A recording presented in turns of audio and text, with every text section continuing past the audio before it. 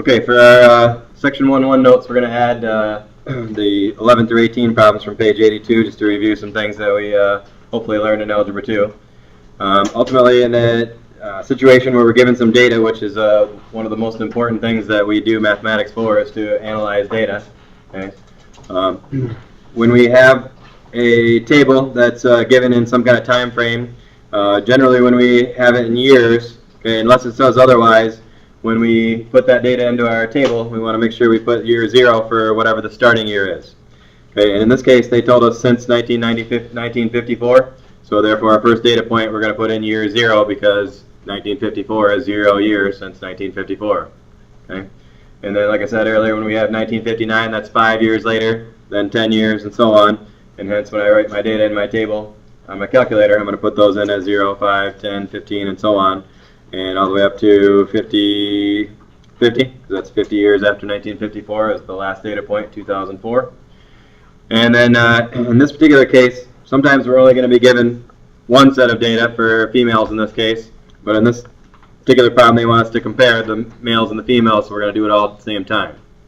So once we have all the data into our calculator, then we can answer some important questions about it and then do some calculations. So the questions, just to review here, are according to the numerical model, what has been the trend in females joining the workforce since 1954?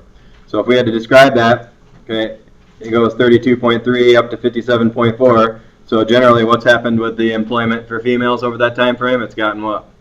And it's been increasing. It's gotten bigger. Okay. In what 5-year interval did the percentage change the most? Well, if we go through and subtract each of these 5-year intervals, can we figure out which one has the biggest jump? Certainly. Okay, the males, same deal, except for what's going on with the males. The males seem to be getting, in general, they're getting decreasing. Now, does that mean it decreases every single year? Not necessarily, but overall, it's essentially a decrease here, isn't it?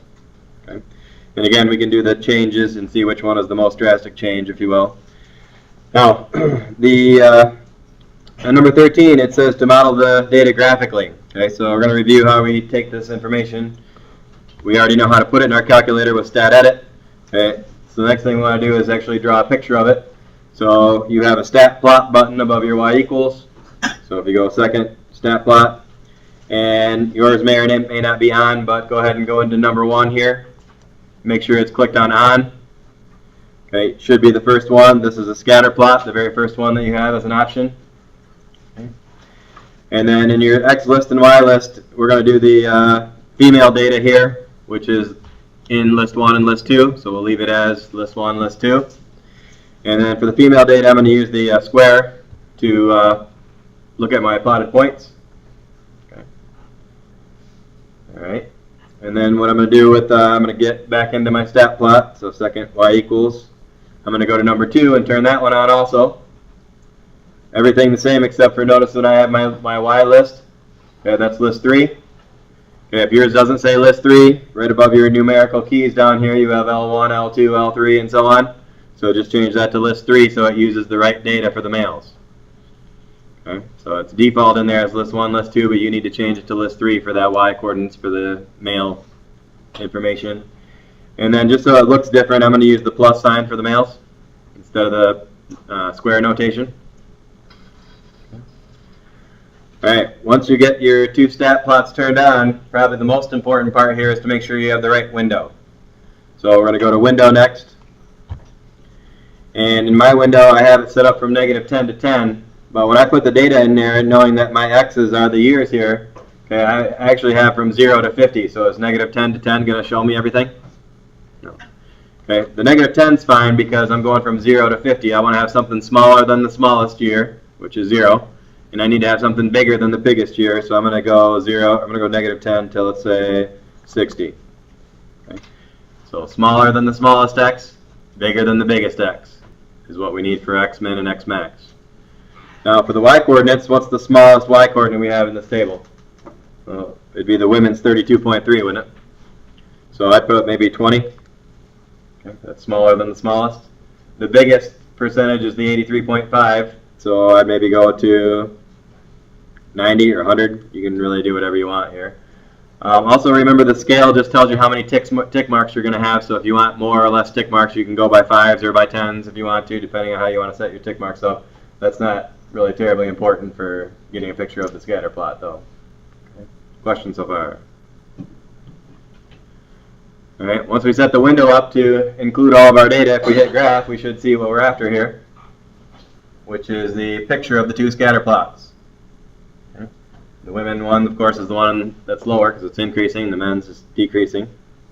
Okay. All right. All right. Questions so far?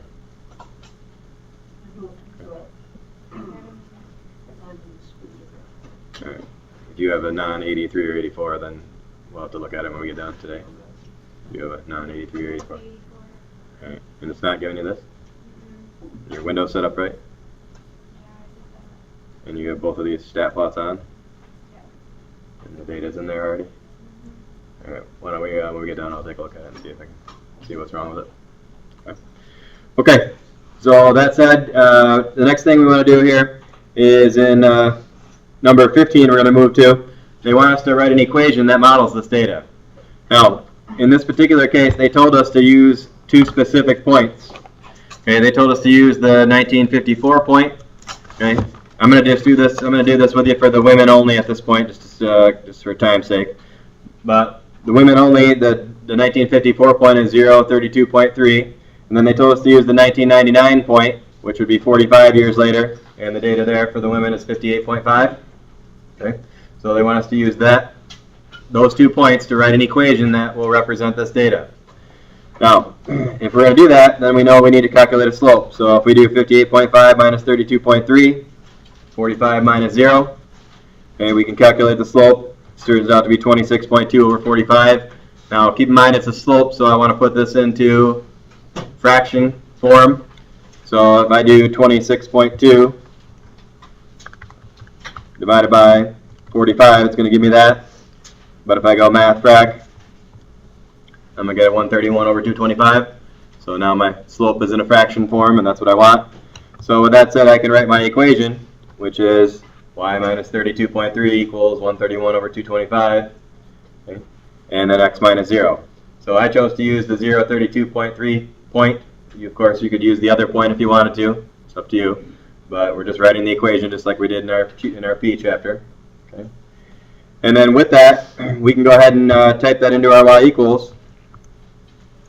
So if I do that, 131 divided by 225, and then x, and then minus, it's actually plus, sorry, plus 32.3. Remember it was minus on this side, so we'd add it to the other side, it'd be plus on the other side.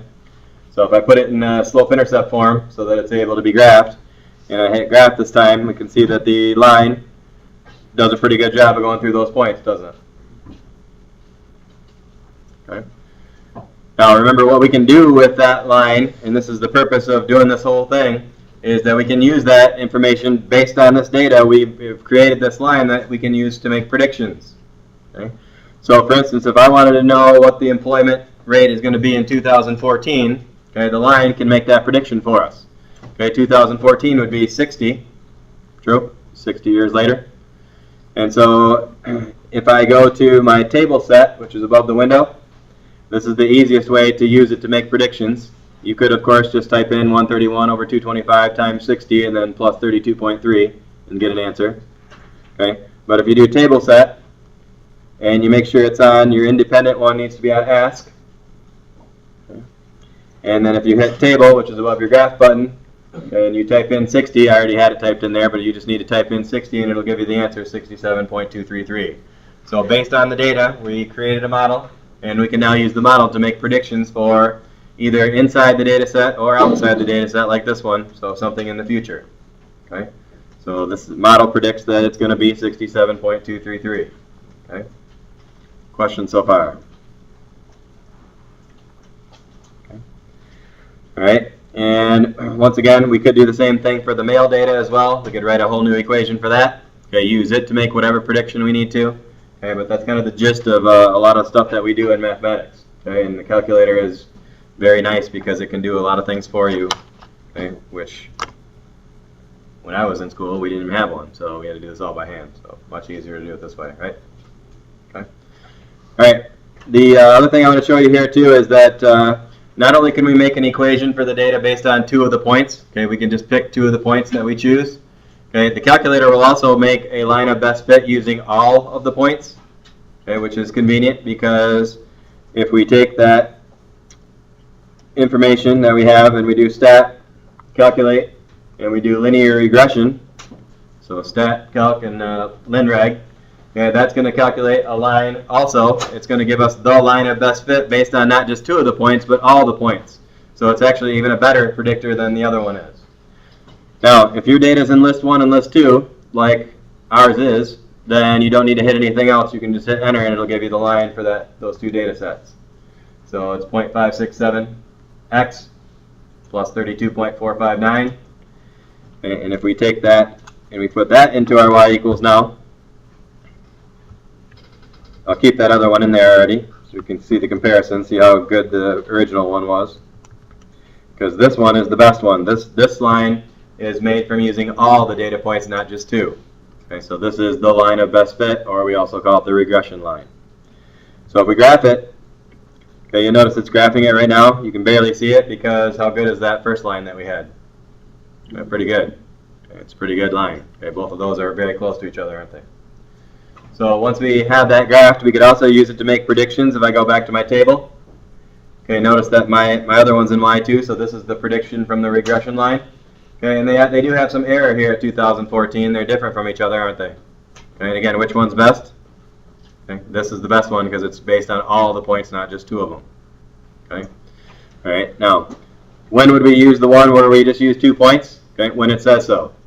Okay, if it says write the line of regression or line of best fit, then we'll do it with a calculator with all the points. Okay, there is an algebra way to use all the points and find the line of best fit, but we're not going to do that in this class. We're just going to use the calculator to do it. Fair enough? You can thank me now, because it's not very fun. So you're welcome. Okay. All right.